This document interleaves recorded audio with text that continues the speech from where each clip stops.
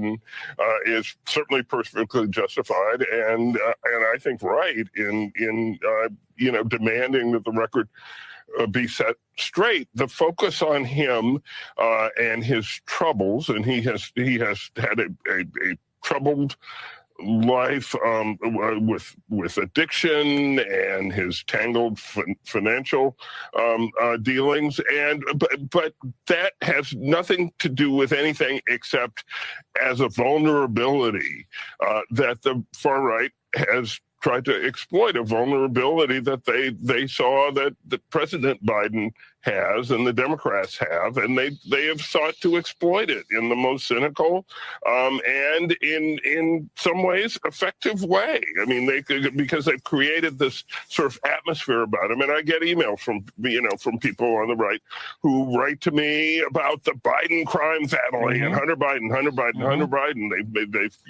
They've created this atmosphere. When we talk about media credibility and how different it is now and how much we've lost, and I just sit here wondering if, number one, that's not a horse that left the barn a while ago, and I wonder if what we need to do is sort of chase that horse at a time when so many people are not getting their news from established and respectable news outlets, who are getting their news from TikTok and from YouTube and from other sources. We have to, I think, first just reestablish ourselves as part of that conversation, as sources that people even go to regularly, let alone trust. And I think that's the first challenge for us. What you just said, sir, is among the most insanely idiotic things I have ever heard. At no point in your rambling, incoherent response did you come close to anything that could be considered a rational thought. Everyone in this room is now dumber for having listened to you. I award you no points, and may God have mercy on your soul.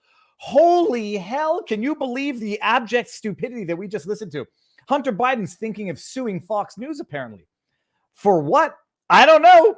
Truth is the ultimate defense. Are they going to go with public disclosure of a private fact? Who the hell knows? Is Fox News going to bend over like it did with Dominion and pay whatever they're asking? Launder money from one entity to another because Fox News has arguably changed teams, turned sides? Who the hell knows?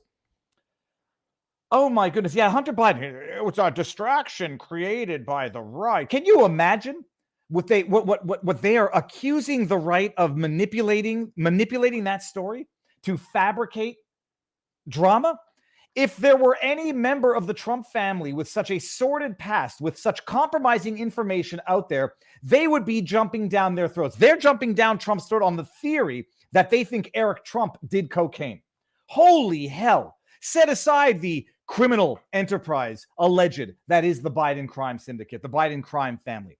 A crackhead son with the most compromising images on his phone, with new veneers, Lord knows who paid for them, getting $50,000 a month from a corrupt Ukrainian energy company, however much from Chinese firms, I don't know, the hand over fist, having his dad 10% for the big guy, and then they blame the Republicans or the conservatives or the GOP or the right of making this an issue because it's an issue?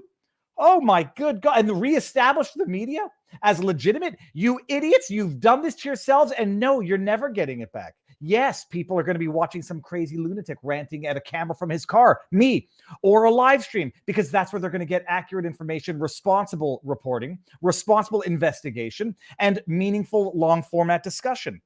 Holy sweet, merciful goodness. Hunter got high. Hunter got high. I had that song. I didn't know that was really Afro Man. I thought everybody was a parody in that video. I didn't realize that that's actually Afro Man making a classic parody on his old song. Yeah, no, they're people are freaking out because it looks like Trump's going to win. It looks like the media is irrelevant, as they are. Mika Brzezinski and that freaking guy there who had his oh god. Okay, and yeah, I could go on for a long time, but I have the guest in the background, and it's Tommy Robinson. His real name is not Tommy Robinson, people. Okay, that joke is not going to get old. Got Tommy Robinson in the backdrop. And we're going to talk about a small victory against a weaponized system and other things we're going to talk about today. Hold on, let me just got a little tickle from my hair. So it's going to be a discussion on a small W and a broader context. For those, someone in locals community said, Viva, I got to put a description of our the person that I'm interviewing, because not everybody knows. I take for granted everybody's seen every interview I've done, every video I've done on Tommy Robinson. He's a freedom fighter, period. And people don't like him. I think people actually think they don't like him. It's that they think they don't like him because they've been watching too much BBC, MSNBC, CNN, and crap media.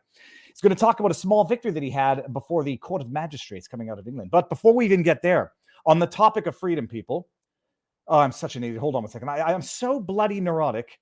Yes, I checked the box. Okay, it says it's got a paid promotion, because it does. And it's one that's very much in line with freedom and what we're talking about. What comes before freedom? 1776, 1775. 1775 coffee. It's delicious coffee, and I drink it. And it'll put hair on your chest. And it'll wake you up in the morning, because if you're a sleepy Joe with zero cognitive abilities who, oh my God, you got to get your jokes scripted for you and then deliver them, and then have the media, the lying scoundrel scumbaggery of the media, say, look how sharp Joe is.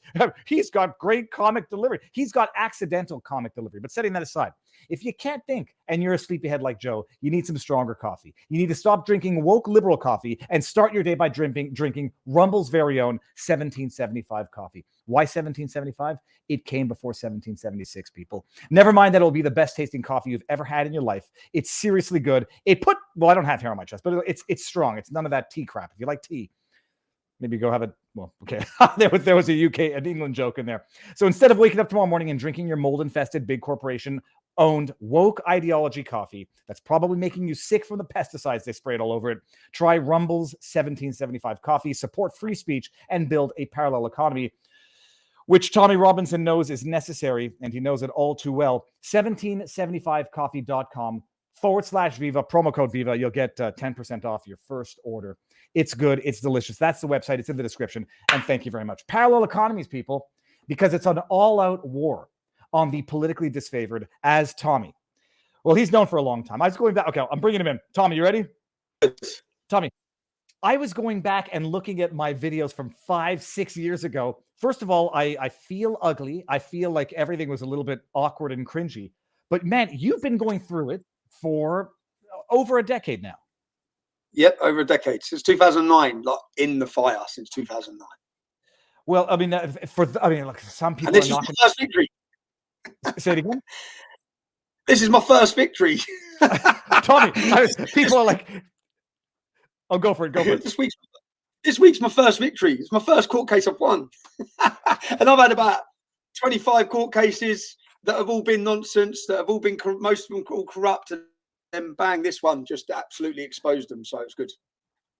So people, I don't mean to laugh at your misery, but it's like the reflex. People are like, oh, is this a sign that things are going to change and the police are going to stop harassing Tommy? And I'm like, I don't think so. I think they're going to come after you harder and just make sure that they don't have a dyslexic officer writing up the authorizations. But so let's get into this, because this is we talked about it the last time. It wasn't that long ago.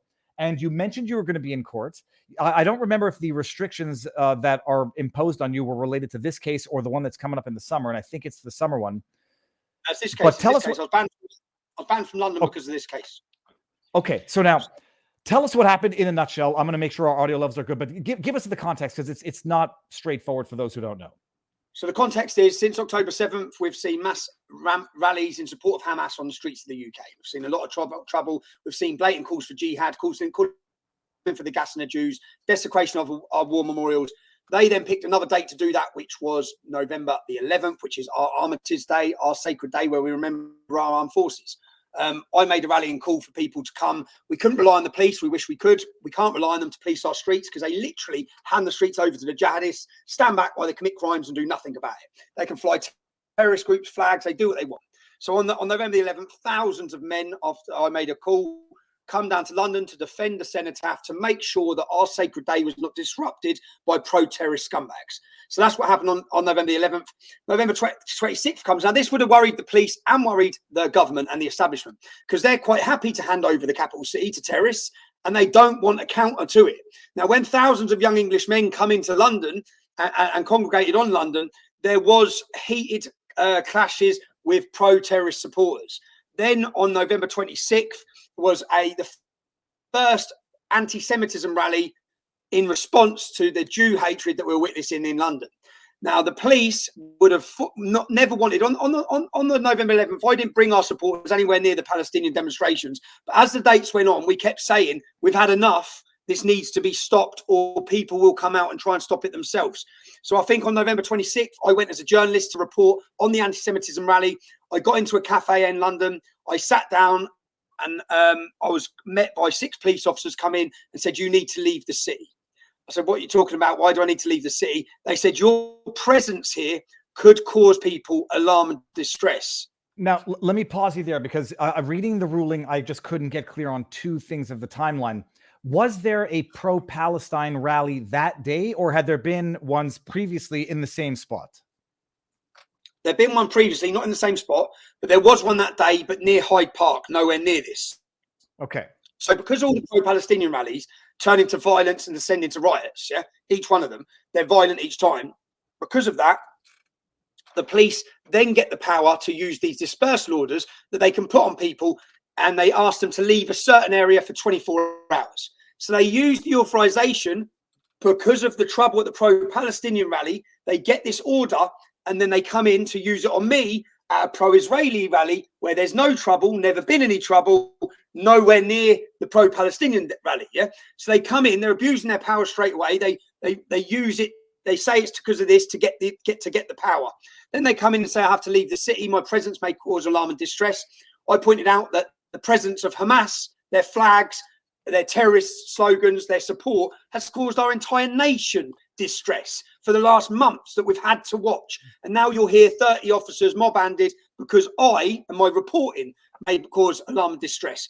But the point, under this order, this section 35 order, the next section says there's certain reasons they can't give you the order. One of them being if you're at work and you're paid to be there. I pointed out to the police many times, I'm a journalist, lads. I'm here to work. They may not like the fact I'm a journalist. The government may wish to control who's journalists and who not. I point out I don't live under communism. Yeah, I do not live under communism. I have a freedom of the press and freedom of assembly. And I actually read to the police officer the statement the police made the day before. Because at another pro-Hamas rally, a journalist was assaulted by the pro-Hamas demonstrators. So at that rally, the police made a statement that morning saying the importance of freedom in the press, the importance of journalists to report freely without fear or intimidation is as important as the right of citizens to protest. So I read that to the police and say, you said this morning. Now here you are telling me, a journalist, that I have to leave the city because I might cause alarm and distress, yeah? Which doesn't make sense. And then I was having a breakfast. The police left the cafe. They hadn't issued me the order at that point. I then go to leave the cafe. I'm approached by about 30 police officers. There's a large crowd of pro-Israel. It's insanity, isn't it? The video. Yeah, I don't mean to laugh. I'm going to pull up the video so I can play it. I put it in the vlog that I put out yesterday. Someone said, like, how many police officers or how many bobbies do they need to arrest Tommy? And I said, apparently all of them. But before we even get there, okay, so this Section 35 authorization, it exists under the Antisocial Behavior and Public Order Act, something along those lines. I just know antisocial behavior is the first 3 words of it.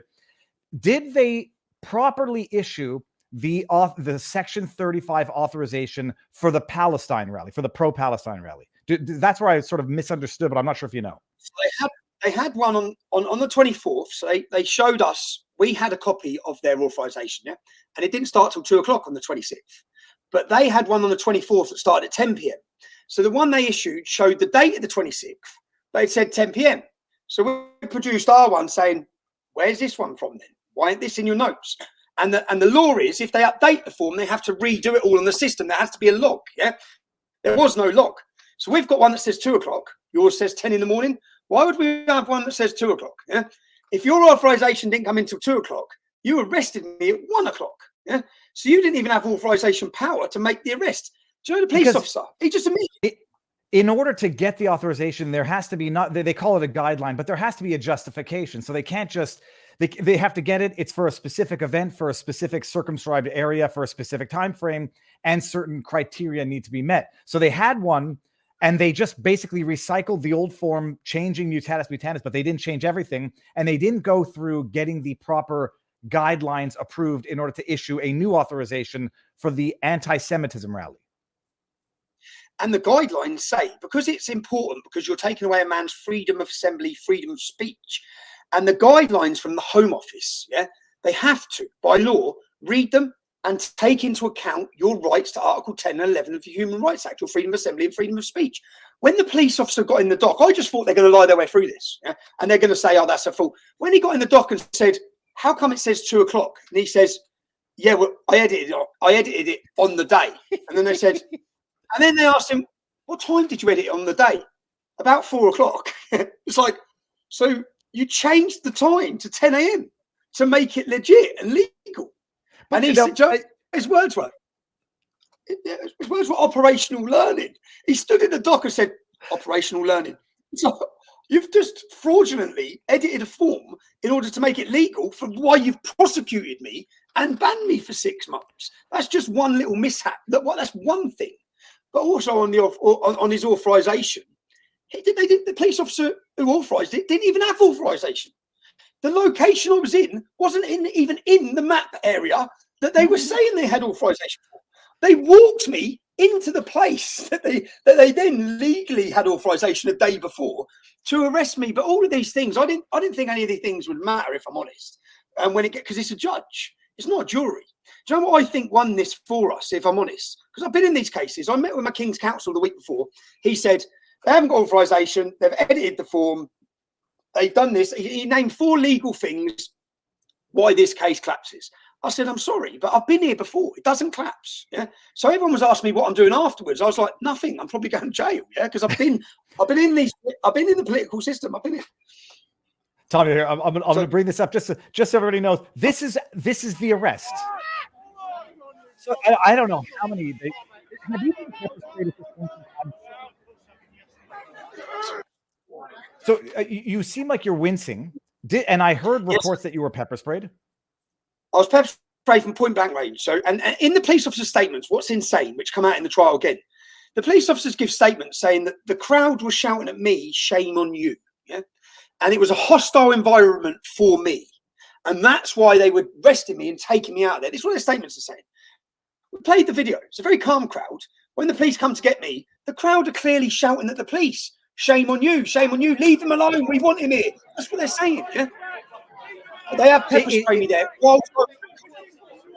And are they cranking back on your arms? Like, it looks like it's painful on your arms. Busting my arms. They're busting my arm. They point blank sprayed me in my eyes after I was arrested. And do you know what words I say? Look at this. Look how many of them there are. Do you know what? Do you know why he says he pepper sprayed me? I was about to break free from lawful custody. It's like, 100 of you. What are you talking about? I was handcuffed. And now people have to understand the editing the document. It's not like correcting a typo, even if you could do that to a lawfully issued document. It's more like changing the identity. This is like a permit. This is for a specific day for a specific event, and after that it lapses. And if you want to get a new one, you got to show why. So when he says I'm just changing the date, the authorization they got was for a specific event, a specific date, a specific area, and for specific reasons that expire after that date, area, and event is over. And I'm just changing it for another date when they hadn't gotten the proper authorization to be issued. So it's not just like a typo correction, dyslexia. It's fraudulent fabrication of an unauthorized authorization to disperse.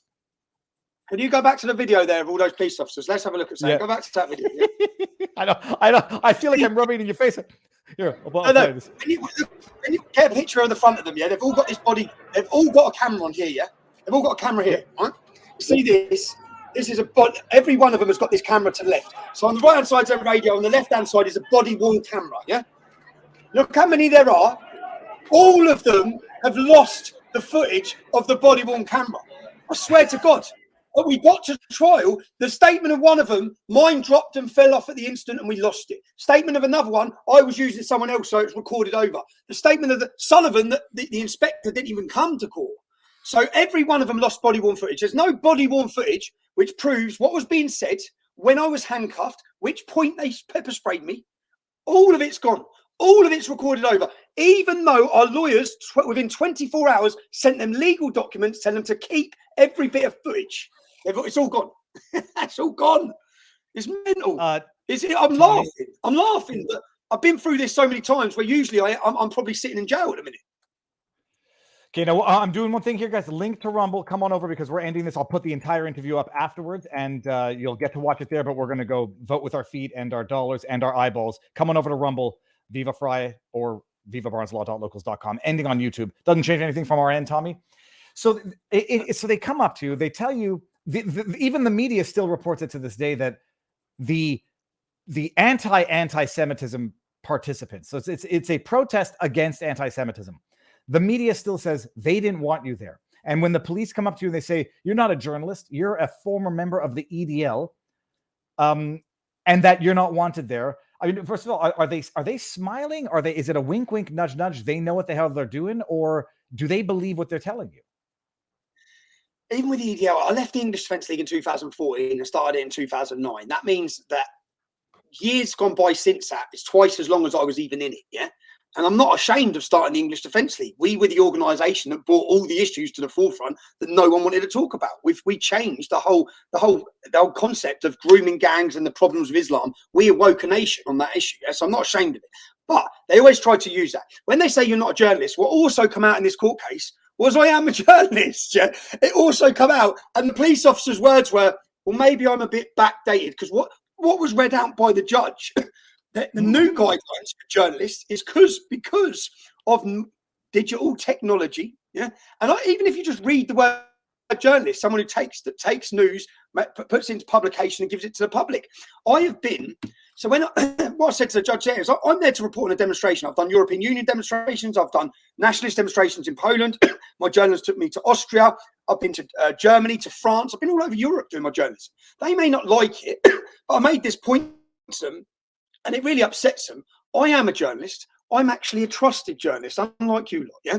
So people trust what I say, and I'm good at what I do, so which you don't like. But I was there at the anti-Semitism rally. I told them I'm a journalist. That's one of the points. So even on the four legal reasons why the case collapsed, from them giving me the order, my words, they said I refused to leave in all their statements. When we played the video in court, my words were, which way? Yeah? As they all grabbed me, I said, which way are you telling me I've got to go? Yeah. Then within 35 seconds, I was under arrest. Now, under that legislation, they have to give them the reasonable time to leave, and you are allowed a reasonable excuse not to leave. Now, I said to the police officer, I need my colleague, yeah? The reason I need my colleague is he's got my car keys. So if you're telling me I have to leave this area, he's in there with my car keys, my car's down there, I can't leave, lads, yeah? His words, I don't care. You're nicked. You're nicked. Then pepper sprayed, then brought in, but then it became apparent, which is what this was all about. Once I was charged, I thought, how can you charge me? Just accept the embarrassment. What you've done is wrong. Everyone's watched it. I've done nothing wrong. It's all live streamed. But they charged me to give me conditions banning me from London for 6 months. So when we're saying I've won, have I won? I've had my freedom's been limited. It's cost £60,000. What, $75,000 we've spent on this case? We're not getting that money back. Yeah, I've been banned for 6 months, arrested again on my daughter's birthday in March, again under their same conditions. So, yeah, I've had a victory in court. Yeah, the public can now see, thanks to, and do you know what I think won it for me, to be honest? Citizen journalism. We had everyone who's anyone from citizen journalism sitting in court, yeah? So we had Voice of Wales, we had Mayor Tusi, we have Hopkins, we're Danny Roscoe, all these different self-styled journalists now, live tweeting. Rebel Media sent Sheila Gunn Reid over, live tweeting every word that was getting said in the case. So as the police officer was admitting, he changed the form. As he was admitting there was no lawful order, this was going out everywhere on so many different accounts. Now, usually, a few years ago, the media just wouldn't have reported this. Yeah, the pressure wouldn't have been on the judge. I think citizen journalism helped with this case, because by the time I walked out of court after the first day, the BBC were then reporting that the police officer had lied. I was looking at it thinking, this has never happened. They lie in every case. Yeah, I've been through every case.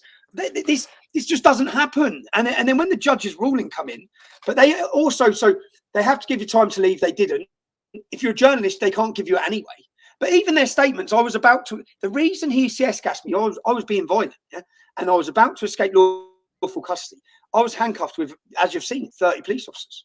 So it's just lies, but they've got away with those lies so many times, but they didn't listen. Okay, so the day of, they pepper spray you for whatever the reason. I mean, I don't know who initiates that. They cuff you, they arrest you. How long were you detained for after the actual arrest? 24 hours. I was released after 24 hours, and my conditions were not to enter inside the M25. That's a huge area. It's the whole of London. So bearing in mind, Section 35 order gave them power, which is an infringement, and they realised that. That's why they have to meet all these guidelines. In the Home Office guidance, it explains to them. Do you know the police officer, when he was getting interviewed? He was getting interviewed on the dock, and they said, have you read the Home Office guidance on this? And he said, no. And my King's Counsel gets his statement up and says, you've quoted it in your statement. Yeah. And he said, that was copy and pasted by my senior officer and put into my statement. And I'm sitting there looking at my solicitor like, did he just say that? Is this for real? Are they actually? He was so honest. I have to respect the officer. He'd made his lies. And then he said, so you didn't read it? He said, no, I've never read it. He said, you've never read it? How could you have took into account his Article 10 and Article 11 human rights if you didn't even read the guidance? And he just said, he's very honest. So they bailed me. They charged me, bailed me not to enter London at all. I then challenged that. The best thing about this is I've made this into a film. So I documented all of this. Yeah, two-tier policing, corrupt judiciaries, this lawfare being used against citizens who are challenging government or establishment narratives is a weapon playing out across the West. Yeah, it's a weapon being used. So this has gave me the best opportunity to put together a fabulous film, which I've done, not just looking at me, but looking at how they abuse this. They create fraudulent charges. So they're not bothered. They don't care about this embarrassment. They've controlled me for 6 months. I've not been allowed to interview people. And I've not been allowed to demonstrate. Any demonstrations, I'm not allowed to demonstrate, not allowed to promote demonstrations. They're my conditions, or I go to jail for 6 months based on no case, no evidence. So, and they've done this for 15 years. Yeah. There's not been one stage I haven't had these conditions. I actually bring back, and I actually, in this film I've made, what I say is, you may think this is something new. They've just handed over the streets of London to Islamist pro-terrorist groups. Yeah, this is nothing new. In 2011, I organised a charity walk, walking across London. The night before, Scotland Yard come to see me in Luton. They sent 2 officers. They sat down and said, Tommy, you cannot walk through Tower Hamlets. Tower Hamlets is a borough of London. Yeah. I said, what are you talking about? And they said, you can't walk through Tower Hamlets. We don't want you to walk through Tower Hamlets. I said, why can't I walk through Tower Hamlets? And they said, the Imam from the East London Mosque has told us he won't be able to control the youth if you're allowed to walk through Tower Hamlets. I said, forgive me, but I don't really give a shit what the Imam says. Yeah. And they had a map. They had a map. They're showing me this map. Yeah. And they want me to, I said, oh yeah, this is for real. Like, I'm walking from A to B. They want me to walk all the way around an entire borough, yeah, to get to the end point, adding on like 8 miles or something. I said, I'm walking from A to B, yeah, on a charity walk for a dying 2-year-old child. Yeah. What are you talking about? They said, well, in East London, at the borough town, there's lots of mosques. I said, we're sat in Luton. There's 45 mosques around me now. Yeah. I walk past them all the time. What are you talking about? It's where I live. And then the next day, you will not believe this footage, yeah? And it's in my documentary. As I get to the borough of Tower Hamlets, I'm walking with the police, yeah? We get near this like subway thing. The police step back. 2 plainclothes men come in, yeah? They walk next to me. Bang, they assault me, yeah? I step back, put my hands up. What are you doing? What are you doing? The police all rush in. They let the 2 men walk off and leave. I'm saying on camera, he's just assaulted me. Why are you letting him leave? Why have you got? And they put their hands on us. I said, and she's got an earpiece in, and she looks ridiculous. And I say, what are you doing? They've just assaulted us. Are you going to nick him? And she says, stop there. I say, are you going to nick him? Because he's walking away. Why are you letting him walk away? She says, I'm going to be arresting you, Tommy. Yeah. And I'm like, what? What are you arresting me for? Obstruction of a police officer in the line of duty. Yeah. This video went viral at the time. Yeah. But those are 2 undercover police officers sent in. This happens on the border of Tower Hamlets, yeah? Aldgate East, Tower Hamlets. So I'm arrested. I don't get to walk through Tower Hamlets. I'm arrested. I'm charged. Even though the video shows me being assaulted, I'm charged. I spend 9 months with conditions not to enter the borough of Tower Hamlets, yeah? And I go to court 3 times until we get to court and it's kicked out. So again, fraudulent cases, appeasement to mob rule of the Islamic community. They're scared, so they take away our rights, set you up. So I look back at multiple cases and give multiple examples in this film of lawfare being used to control criticism or any voices that they don't want heard. Tommy, hold It's on insane. a Actually. second. Let me go here. So this is the trailer that you sent me the other day, right? This one here. This is a trailer for a new film, yeah. I see. There's no audio. That's what you can't hear any audio right now, right? No, let me send you it. I'll send you it now. No. I've got audio on my end. I think it's a StreamYard issue. Bottom line, look, I'll go through it. Urban Scoop. It's good dubstep techno music. But the question is freedom of speech or is freedom of the press gone? Freedom of speech. It's a great. I'm going to upload it to locals afterwards if I haven't already done it. But yeah, sorry. Would I play it for whatever the reason? There's no audio. Okay. Tommy, when you get pepper sprayed, I've never been pepper sprayed, but I've come in contact with pepper spray balls. It doesn't just burn the eyes. Do you have trouble breathing when it burnt my whole? Obviously, I didn't know what it was because I don't expect to be pepper sprayed. So at the time, I don't know what's been thrown in my face. Obviously, as I'm handcuffed, my head's down. There's a video of it happening. My head's down, looking down. He puts it there right next to my eye and sprays my whole. It felt like my whole face was burning. Yeah, my whole face was on fire. It was on fire, man. And then I couldn't see anything because I'm handcuffed. I'm not out trying to get it out of my eyes. I'm saying, wipe my face. And then I get in the back of the police van. And there's a video. I don't know if you've seen it. I get in the back of the police van. They walk me across. I can't see anything. They put me in the back of the police van. I say, unhandcuff me. I'm in this cell in the back of the police van. So they unhandcuff me. And then when they unhandcuff me, I sit down and I get my phone out and I do a quick video. Yeah. And I can't see. I said, look at this. Look what they've done for nothing. Yeah. For reporting. I come as a journalist. And then I asked the police officer. So I didn't know who done it. And I said, who done that? Yeah. And as I get to the police station, I'm standing in reception. I said, which officer pepper sprayed me in the face? Yeah. And the bloke said, no, I got some of it in my face as well. When I watched the video back, it's the one who was standing with me. The coward who wouldn't admit it, who said he got some in his face. He point blank, when I was already subdued, already arrested, pepper sprayed me. And in the documentary, I used their own documentary. So I've got a police documentary where they have to do it from 5 meters. So I used them saying it. It's against the law to do it from within 5 meters because of the dangers and that. It's like you've done it from point blank range. I think it's this video here. Let's just see here. I think this is it. I'm not 100% certain.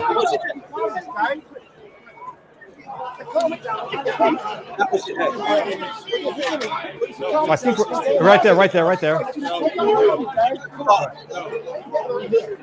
He's shaking it. Okay, so that was it, but not the best of angles. So it was the heavy set dude. Oh, okay. Yeah, that one in front of me. And so they haul you off. You spend 24 hours detained. They release you. They give you these conditions, which you've been living under for a long time. Now, so I'm interested in.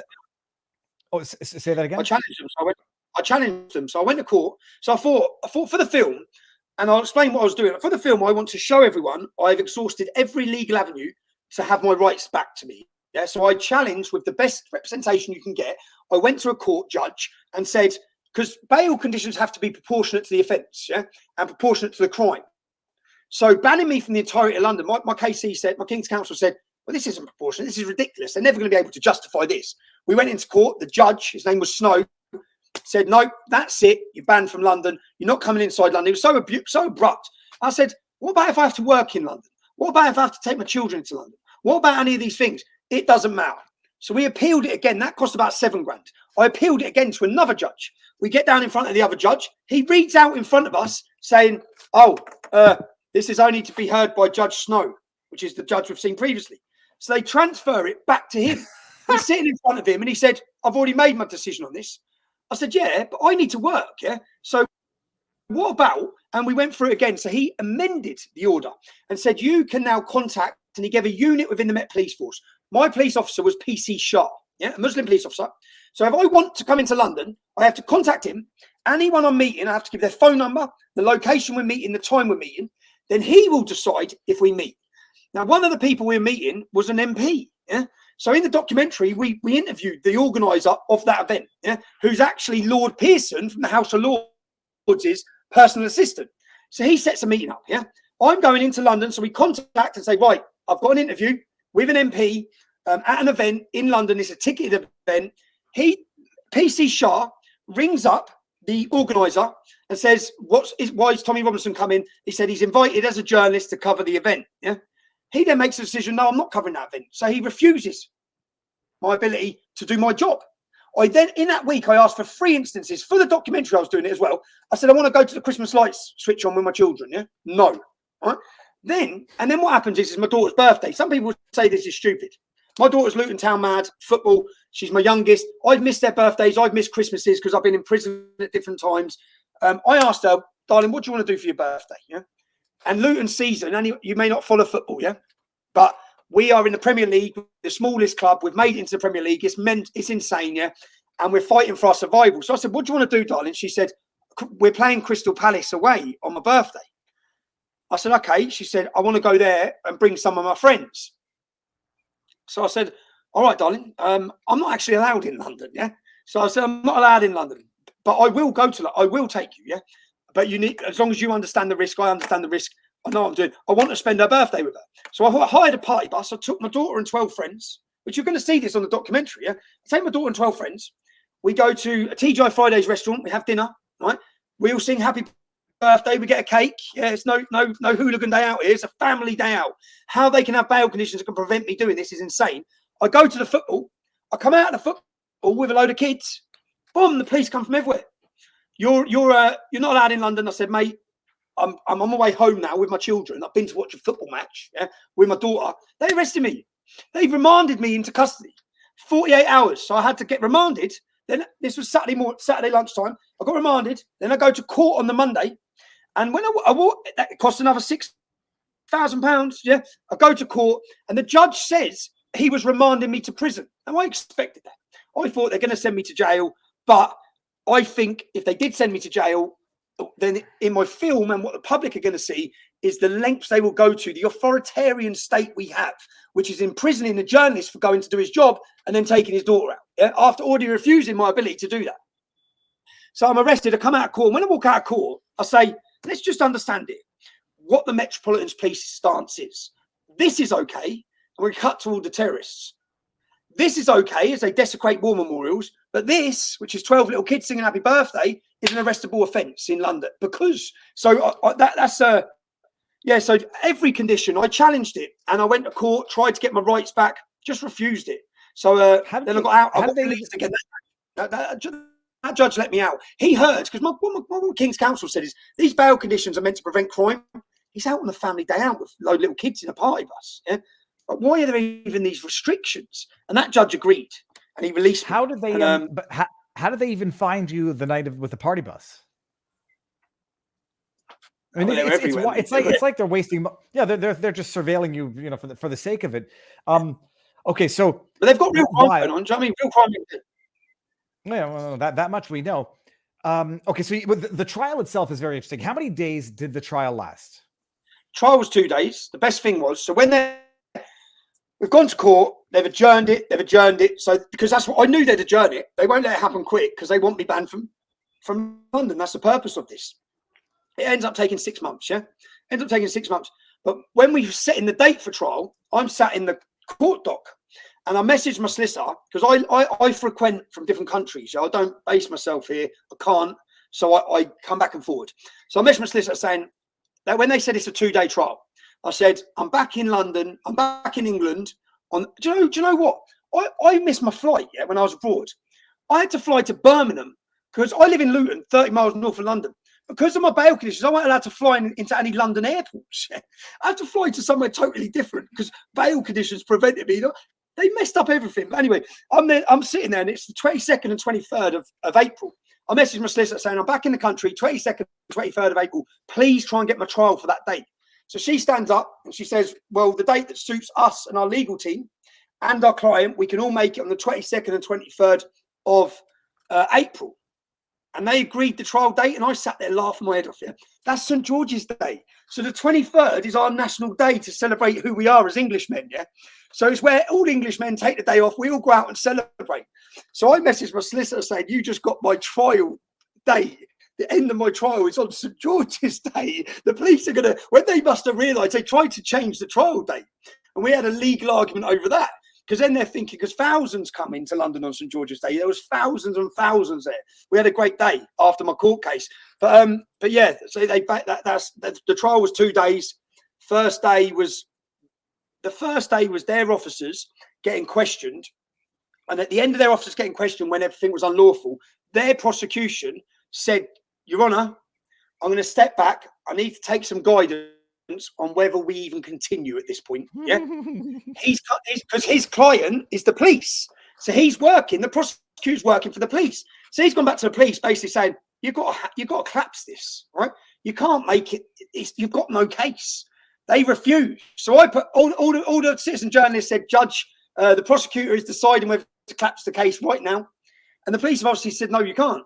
So then they continued with the trial, and then they continued. And then it was a judge's decision to kick it out before continuing. So the judge then said, I'm going to make a judgment tomorrow morning when I come in here on whether I continue this trial from what I've heard. Yeah. So it didn't even get into a trial. Once the judge had heard, and I thought he's just finding a way out for them. But then he didn't. He actually, because all the judge had to say is I'm dismissing it. He didn't have to give a written judgment. Because given that written judgment. The term was... oh, geez, what's the term? No case to try. There's a term where there's not even a controversy because there's no evidence. There's no case. And so now the question is this. So he did not have to issue the written decision. He did it anyhow because I think for two reasons. One, if any, I don't think to help you, but rather for anybody who wants to criticize him, he needed to motivate the decision. But he went a step further that said, look, the authorization was invalid. He didn't call it fraudulent. He came down hard on the cops, but not as hard as, I would have wanted. But he says the authorization, the order for dispersal was invalid, period. So there's no case here. Even if it were found to be valid, I find that they did not consider the guidance, the guidelines appropriately, such that no reasonable court would find guilt regardless, because you didn't think out or justify issuing the authorization, even if it were valid. But was the judge visibly unhappy with the police, or was he doing his best to allow them to save face? No, he was visibly unhappy. Yeah, he was visibly at the end. At the end, he was visibly unhappy. And the media, the media just reported wrong date. That's what you've read the judgment, yeah. The media just reported wrong date. But the media have got the judgment. The BBC, but there's a black belt barrister. His name's Black Belt Barrister on YouTube, and he picks cases in the UK that are of interest. He's a legal barrister, and he goes through them all. And he actually picked up on this, and he made a video saying, "Here's what the media aren't actually telling you. Yeah, this wasn't about a wrong date on a form. Okay, there's a lot more." And he went through the judgment. Why is he going through it? Why did the media? And he actually says at the start of his video, he's obviously not aligned to me in any way on my politics. He says, "Why have the media not covered this? Why have they not actually concentrated on this? Even like main TV shows, they didn't." So this is how they cover it. Collapses over police paperwork, and we scroll down. He says there was no. He says no case to answer. That's it. Bam. Following the verdict, and that's it. They skip that very important last paragraph, which I highlighted in my analysis yesterday. My very, very superficial analysis. The judge said, look, even if the paperwork were done properly, it was abusive, capricious, willy-nilly, and no reasonable judge would convict. The question is this now. I don't know what the laws are like in the UK. Can you sue for civil rights violations now that the arrest, detainment, and bail conditions have deemed to be, unjustified? You can. You can't sue for your money back you spent on legal fees, yeah, but you can sue for the wrongful and the embarrassment of what happened. The first two companies I've spoke to have refused to represent me. How mad's that? The first two companies it's a closed case, yeah, but they do not want to represent me. That's how politically correct this. So I've just received a number this evening for someone who I've told may be a bit more sympathetic, and they don't need to be sympathetic. You're just meant to be a solicitor. You're not meant to represent people you agree with. You're meant to represent them if there's wrongdoing. This is legally wrong, lawfully wrong, criminally wrong, I'd say, on what happened that day. And now I've got lawyers refusing to represent me based on political correctness again. So yeah, I will find a way, and they should just pay damages for the embarrassment, the humiliation, etc., etc. But I don't think that's good enough, if I'm honest. It's a malicious trial. They should have to pay every penny that's been spent, which my supporters put me in a position. I called out to my supporters to have the best defence. I don't believe if I did have the best defence, I would have, the lawyer would have even brought up all of these and got the forms and gone to the lengths they went to. I had Carson Kay, one of the best law firms in London, and I also had Alistair Williamson, who's rated one of the best king counsel in the country. I went into a gunfight with a gun, whereas usually I go into a gunfight with a knife and get mad every time. So at this time, my people supported me, but that every penny should be paid back. I should not be out of pocket. They should have to. I'm not happy. I want the judge done who took my rights away for 6 months. That's what I want. I don't think it's right. I don't think it's right. My freedoms were taken for 6 months and which city I could go to. And the thing is, which I show in the film I'm making, this is nothing new. This has happened non-stop. And it will happen again. I'm telling you, it will happen again. It's only a matter of time. It will happen again. But I can now organise. I haven't been organised. I'm organising for the 1st of June. So. Very nice. And now, so you have a number of other pending legal issues that are still ongoing, correct? So I have, which I haven't heard back from the Attorney General. So the Attorney General, the British government, their lawyers contacted my lawyers about a film that went out in America. It went out at a cinema in Florida, which was called Silenced. Did you get a chance to watch that? Oh yeah, I watched it. It was Now, I'm not asking the question as to how it got leaked. My understanding is that you were not allowed publishing it, and it did get leaked. And then I suspect that pissed off the powers that be in the UK that had a publication ban of sorts on that documentary. Yeah, I got an injunction. So the judge gave me an injunction. So everything I got covert recordings proving people were paid. Yeah. Tom, we got to back it up because people are not even going to know the context. The documentary Silenced is about the fake news about the Syrian boy in the UK that got into a schoolyard fight with another kid who was white. The kid poured a cup of water on his face and said, "You don't have very much to say now, do you?" And then the media ran with that story the way they ran with the Nicholas Sandman and the Covington kids story here, said the kid was a racist, was waterboarding the kid. It was a racially motivated attack of a rich white kid on a poor Syrian refugee. Piers Morgan comes out and calls the kid vermin, worse things as well. And then so the media ran with it, politicians ran with it, it went international, and the truth of it was that, and I won't put words in your mouth, this is my summarizing, is that the kid, the Syrian refugee, was a bad apple, to put it mildly, was assaulting women, was a bad kid, and everybody knew it. And then you went and tried to get the real story. You had an injunction slapped against you in terms of covering it. You got people undercover to admit exactly what went on, that people were paid to be quiet, that people were threatened into silence, all to protect the ideology behind this, that you can't have a Syrian refugee actually be a bad apple because it might cause people to question foreign policy. And you had this documentary as evidence for your trial, and you got an injunction saying you cannot show that documentary. And surprise, surprise, all the people who spilled the beans under secret recording were not prepared to come to trial. Good enough? That's basically it. Yeah, that's it. Yeah, that's it. You summed it up perfectly. So all the evidence that the judge put a ban on the public seeing any of the evidence. And if they were able to see the evidence, he told me that I'd get 2 years for contempt of court. So when the film was released, obviously for me, it's panic stations because it's 2 years. And 2 years for me is you'd serve 12 months on solitary confinement, or I'd get killed by Islamic jihadist gangs in jail. So it's not good. Yeah. So I was worried. I was stressed about it. I left the country. I sat abroad. I started creating a podcast because I like to create my content and keep my content going. So I sat away for 6 months, seeing what was going on. I hadn't lived in the UK anyway, so I sat away for 6 months, and then I decided to come back. And I come back and I wasn't arrested, and then nothing happened. And then I was back here for 8 weeks, and then I decided to organise the first rally on Armistice Day, what I spoke about on November the 11th. And literally 2 days after I announced that rally, the government's solicitors contacted my solicitors and said that they are contemplating prosecuting me for contempt of court. I think I was supposed to cancel the rally or really give a shit, but I just replied saying, if you actually wish to draw the world's attention to the film, then yeah, you prosecute me. So I will go to court. It's not going to be me who's embarrassed. Yeah, I'm going to have a tough time. I'm going to go to jail, but it's going to humiliate you, the establishment. It's going to prove your corruption of the court. The thing is, we're all seeing politically weaponized courts targeting Donald Trump right now. It's happening in America. What I managed to do was document and covertly record and prove, matter of fact, there's no grey area, 100%, that's a corrupt building. Yeah, that's a corrupt judge. that there's no way he could have come to that verdict. It's impossible. The evidence speaks for itself. Yeah. But he did, and then give me a reporting restriction and an order that no one can see it. So that film was leaked. I didn't put the film out. I could have put the film out any time in 2 years prior. I didn't put the film out probably because I said before, I think I failed myself as a journalist, because I should have. I shouldn't have been worried about the prison sentence. I should have, just because if you worry about consequences, you'll never bring about change. I had a bomb in my hand, and that bomb is, I think, enough to destroy the reputation of the judiciary in the UK on the world stage. And if they do decide to prosecute me, which my solicitor said, this is the first stage, this is them letting you know, and it can take 4, 5, 6 months. It's the government solicitors, yeah. So I'm still waiting for a court date to enter court on that film.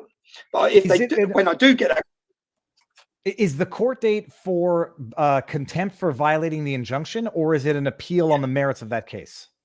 No, it's an attempt. It's a contempt for violating the injunction. Wow. And they're going to say that you violated the injunction sort of indirectly because the documentary was leaked, and they attribute it to you? The wording of the injunction against me doesn't matter if someone else releases it. Doesn't matter if it's leaked. It doesn't matter. The wording was so strenuous, so strict, that it covers all angles. If that film goes out, they can bring me into court. The problem for them, the problem I believe for them, is they're just going to bring the world's attention to it. I hope now, especially now I'm back on social media, and it was a week that they done this the week I got back onto Twitter. Yeah, so I'm back on Twitter. I'm reaching again. I think my video views were 12 million last 7 days. Media views 12 million, 60 million reach. I'm back with a voice and a platform. They took that away from me for 5 years. Still banned from every other social media. Still banned from YouTube. I have Rumble, but I'm back on so I can get my voice out there again. If they put me through the court system on this film, I will make sure the entire world, and I hope other people, other commentators like yourself, will make sure the entire world sees this. So what do I do my activism to bring about change and highlight corruption? And this is the best opportunity if they bring me to court. Like, it'll be crap for me. It'll be terrible, yeah. But for our cause, it'll be the best thing that could happen. The case, I drew the analogy, it's exactly like what Covington kids or the Covington Catholic Nicholas Salmon would have been if there weren't the pushback that there was in the States. Doesn't seem that it exists in the UK, or maybe the identity politics in the UK case would have, produced the same outcome here had it been the same. But what is the status of that kid? Now, the kid, he's a Syrian kid, a Syrian refugee who, by all accounts, was a total shit disturber at a school that has since closed down, right? They closed the whole school down. No, none of the teachers have worked again from this story. They shut the school down. The head teacher, when I went and found him, this is 4 years later, yeah, 4 years now, yeah, 4 or 5 years. They've never worked a day. None of the top people at school have worked a day since. The head teacher worked there for 20 years. They come in when the story blew up. Bearing in mind, the story blew up. The truth is the Syrian child's problematic, yeah? But he gets invited to Parliament by the Home Secretary. He's lauded on every TV station as an innocent, beautiful young kid. The truth's the total opposite. So they can never let that truth get out. It would humiliate them. So what do? They go up to the head teacher, which I've got him on covert recording telling me. He says this come from there was a United Nations meeting, and Theresa May, our Prime Minister, was talking about this story at the United Nations meeting, yeah. And then they come into the school, they pull him in, they blackmail him, he says, into signing a non-disclosure agreement. They paid him off big money into signing a non-disclosure agreement, and then they escorted him off the school property. He's never worked a day since. Now, part of his agreement was he's not allowed any contact with any other teachers. He's not allowed to talk about this ever again.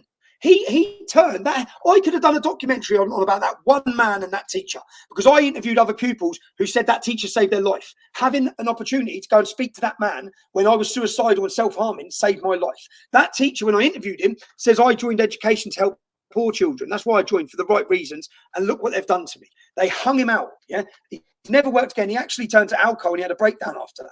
So the collateral damage did not matter for every school teacher. Every pupil, they closed the school down. They shut the school. Yeah, they shut the school. Now, apparently, they've been wanting to shut the school for a while, and they wanted to merge it with another area, but there was always massive opposition to it. So when this blew up, boom, get rid of the school, give them all non-disclosure agreements, silence everyone. Even the chair of governors was silenced. So everyone was silenced. The other English kid was suicidal, had a terrible. He still has a terrible time. I still have him. He comes to live with me for 2 years, 3 years. There was a girl who said she was assaulted by the kid, hit with a hockey stick. There was a guy in the documentary who claimed he was paid, what was it, £18,000 to shut up. That you got that on record? An Asian teacher. So when I knocked with a camera, obviously I know what the kid was like. I've got the school records. He gets caught with a knife and screwdriver at school. He stabs another pupil. We're all told he's innocent. So I went round all the teachers' houses asking 2 questions. What was Jamal like? And what was Bailey like? Bailey was the English kid. So what were they like? Yeah. So when I knocked at the Asian teacher's house, he just come out and said, Tommy, I took the money. And I've got a button camera. And I'm thinking, please be recording. Yeah. Please be, because sometimes these button cameras don't record, yeah, or the audio doesn't record. So I'm thinking, please be recording. He says, I took the money. I said, what do you mean you took the money? He said, they paid us. I said, who's they? Kirklees Council. And in the documentary, we look, the Kirklees Council was run by an Islamic Muslim gentleman whose brother was the lead imam, radical imam, yeah? So they're in control of the council as well. I put in a freedom of information request. They spent £275,000 buying the silence. So he tells me he got £18,000. He wasn't even involved. He wasn't even involved, not really, but he knew because he was the head of isolation unit. When I went to ask him, he goes, Jamal come up the isolation unit to beat a girl up. And I'm thinking, all I said, which they sued me for, all I said was that he threatened to stab someone. Yeah, turns out he did. I said he threatened to stab someone and he attacked a girl. Now, when they sued me, they bankrupt me for £1.6 million. Yeah, they finished. This is for defamation because they're saying what you're saying about the kid is false. And you get all of this on recording. Everybody has to appreciate. I mean, this is exactly like the Covington Catholic situation where everyone ran with a narrative that turned out to be wrong, but it was so deeply embarrassing and there were other reasons to weaponize this politically. Your reporting from day one is that the kid, allegedly, the kid who was pouring the water on him was doing it because the kid threatened to sexually assault his sister. And as he's dumping the water on his face, it wasn't waterboarding. He says, you don't have much to say now, or what do you have to say now? And so you come out with this story. They sue you for defamation. Truth, I still think, is the defense for defamation in the UK, but maybe you have some wild, similar laws that we have in Quebec. I fought truth. First of all, I tried to fight. Well, I've got the evidence. I've got the mum's messages to me showing the pictures of her daughter beaten up. Yeah, I'm a journalist. So if someone tells me something, which they did, pupils told me things and I reported it, I don't need truth anyway because I've reported what I was told. Yeah, but they refused that, said, no, you can't have that argument. So then we fought truth. I brought 5 pupils who I've never met, came to court and testified. One young boy who he called his mum a white. Now listen to this. Yeah? This is the insane thing. Jamal gives evidence. And in that courtroom, he says, oh, I was victimized. I was this. And everything. And when Tommy Robinson reported my life, I was terrified. All the headlines of all the newspapers were what he was saying. Yeah. The next day, the 5 pupils are there to testify against Jamal. When the first pupil gets up to testify against Jamal, the mainstream media got up and left court. I looked at the judge. So not one single thing, not one allegation. Bearing in mind, the first child says he called my mum a white slag, yeah, and then attacked me. That boy was 11. Jamal was 14 or 15, yeah. The next girl stands up and says he spat in my face and slapped me. The next girl stands up and says he beat me up with a hockey stick. The next pupil says that I saw him beat her up with a hockey stick. Yeah. Another teacher said females couldn't talk to him. He was aggressive. Then the school records show he gets caught with a knife and screwdriver. I go to another pupil's house, a little black boy, and I wear the camera. He gets stabbed by him at school, draws blood. I've got the school record that says he drew blood in a stabbing incident. But the judge ruled everything was a lie. That's what the judge's ruling was. Everything.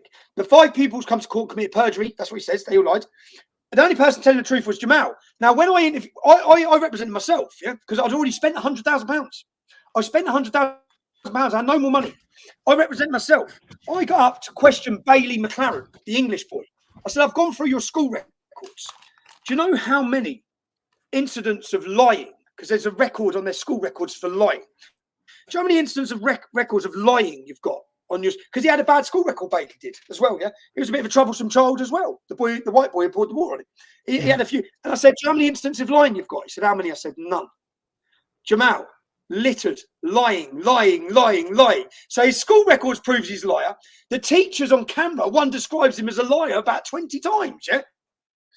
But the judge found the only person out this entire trial to be telling the truth was the Syrian refugee. He didn't bring one person to court to give evidence. His own caseworker, in the emails that we got possession of, said Jamal is not the innocent party he portrays himself as. Yeah? That was his caseworker.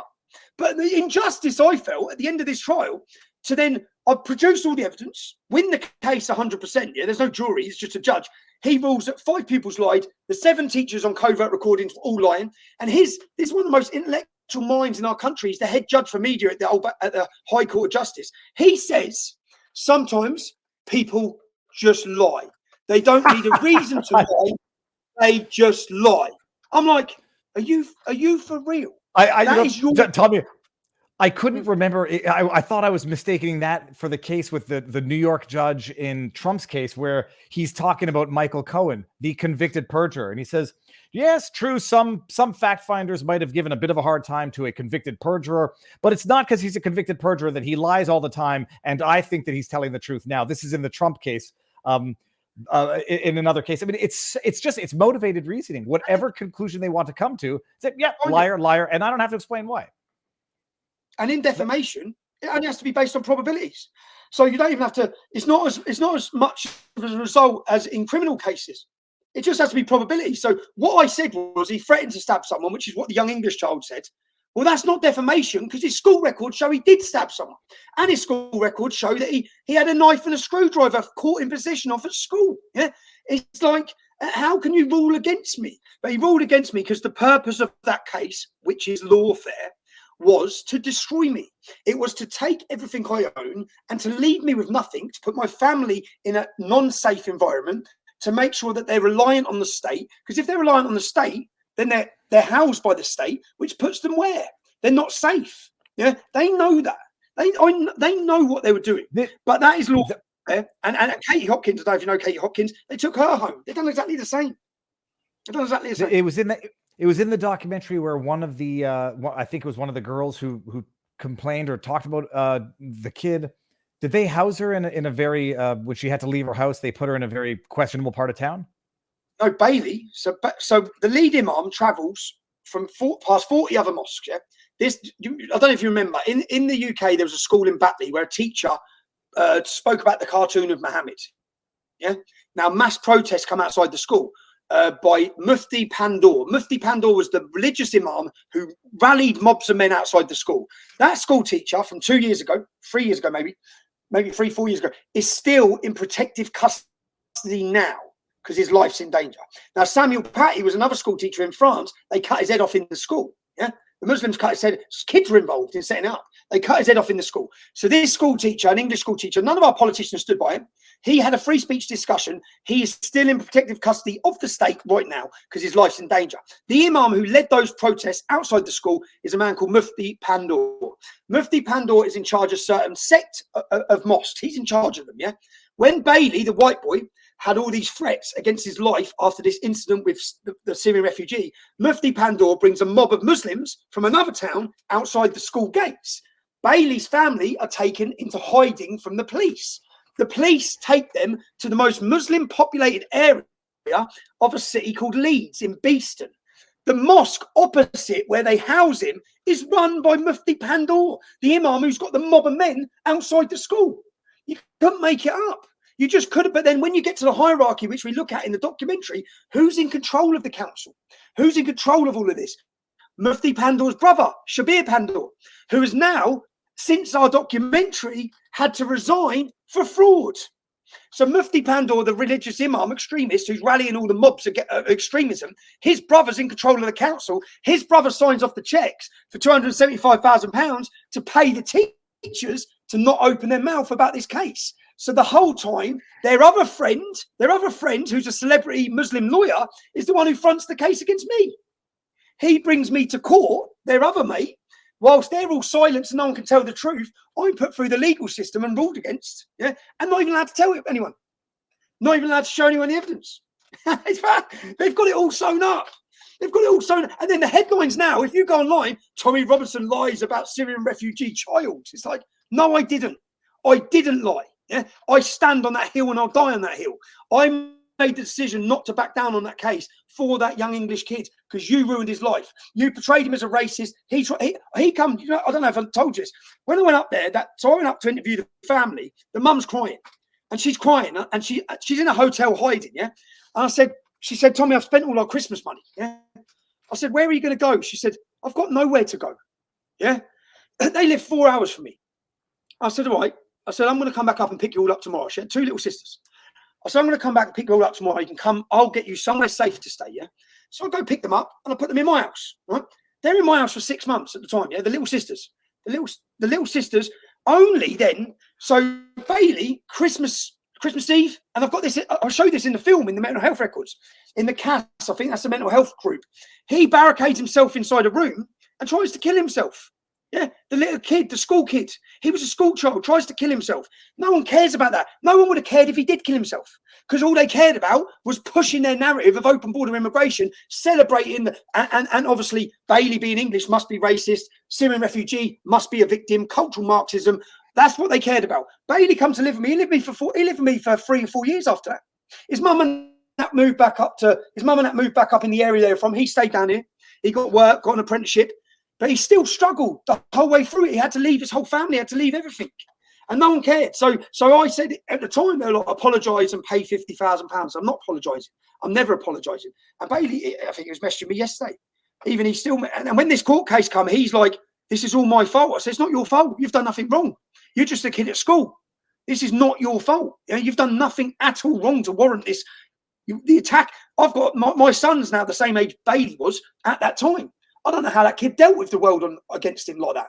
The world was against him on this film. He was the most wanted man, and because he was portrayed and lied about as a racist bully, and he wasn't. He was a nice kid, a really nice kid. Is the case dead in that it's beyond appeal? Like the judgment is the judgment. The judgment is the judgment, and there's no further appeal possible. There's no further appeal possible. So I'd spent £100,000 on that case. I then represented myself, yeah. And I'll tell you, at the end of that trial, I was drained. Absolutely dead. They ruled against me. They, as you see in the film, they sent people to my family's home. It resulted in my divorce. This whole thing ruined my life. Yeah? And at the end of that case, I was so just, oh man. And then they put the injunction that I couldn't show people. It's like, so I'm now the media can run with the lies that I didn't tell the truth. And I told in fact, the truth was far worse. As soon as I went up to Huddersfield, started speaking to teachers, I was like, they're suing me. They're suing me. He's far worse than what I said. Like, look what I'm finding out now. So yeah, but again, that's what I'm used to with the politicization of the judiciary. That's why this case was such a surprise for me, man. Such a surprise. Well, a mild silver lining. Tommy, do you have a few minutes if we were to go to locals and do a little Q&A, like people can ask you direct questions? Mate, I'm free, man. I'm free. Good. Well, I will not abuse of your time. Let me just do one thing I'll read, because there are a bunch of questions in Rumble. But come on over to locals, people. I wasn't brave like Tommy, so I moved to Canada over 20 years ago. Oh, the irony, says Q Fragger. Hey, Tommy, I'm from Dorking. Is that a real place? And used to go to Luton like Tommy, so I moved. I hear myself. There we go. Okay. Used to go Luton with Vauxhalls in the night. Stay safe, mates. Then we got MAGA1 says, what a legend. Tommy's no slouch either. Thanks for fighting. Guys. Well, I can't take credit. I can only interview the guys who, like, I don't know how you do it, Tommy, but the man under the stairs says, support from Northern Ireland, Tom, no surrender. That means production or proud. From the north, we stand with you. And we got, okay. We got Protestant. Oh, okay. Sorry. I thought maybe it was proud and the U was missing. Ginger Ninja says, much prefer today's guest from yesterday's. It's good to hear the other side. Funny, the guy running for the judge admits civilly disobeying anti-Second Amendment laws, but I guarantee he'll jail others for doing the thing.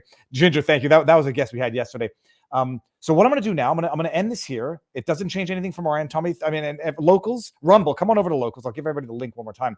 I know there's questions there, and we'll have a little time there. It'll be good. Okay, hold on one second. Link here, and I'm going to end it on Rumble, and I will see you all tomorrow for sure. Tommy, stay here, and 3, 2, 1, ending the live stream, and we're on locals.